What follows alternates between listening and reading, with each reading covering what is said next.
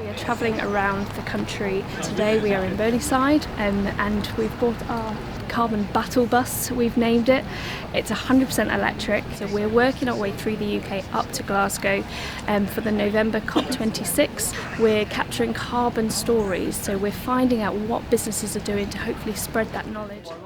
We're incredibly proud to have this bus come to us and to recognise what we've achieved here in Burneside. We have nearly a megawatt of community-owned renewable energy on the roofs of James Cropper. We've raised nearly £800,000 from within our community. This isn't public funds, it's not private funds, it's the communities. I think what we've got that's really special here is a partnership between a big industry and the people within the community, and they both come together, and it's the way that James Cropper have given their roof space for free to the community, and the community have then invested their money to put the solar panels onto the roof. I think it was a no-brainer, really. It was the emergence of the technology at the right price, the availability of the roof space, and realisation of the company that we have to start transitioning away from fossil fuel powered business. We need to act as a beacon to other companies to show them that this technology is available, you can do it, and it has multiple benefits.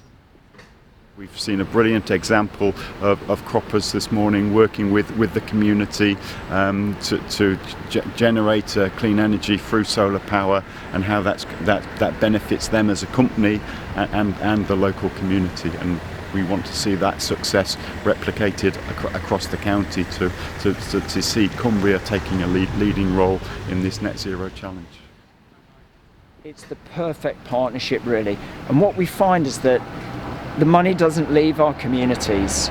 You know, we save the carbon globally, but the benefits stay here locally. I suppose the bus looks at us and says, do you know what? Every community in Cumbria, with a business or with some big roofs or with a hospital or with a school, could do this as well. So it's really a template for others. It's great that they've stopped in Cumbria because we have a particularly ambitious target. Cumbria should be very proud of the fact we have a Zero Carbon Cumbria Partnership, which brings together 80 plus organisations across the county, all figuring out how to work our way towards net zero. So it's really important, I think, that rural voice is taken up to COP26 alongside the more urban centres as well. Definitely being impressed. There's fantastic initiatives that we're seeing today and from the local businesses around the area. It's such a beautiful place to be as well. We're very excited to be here.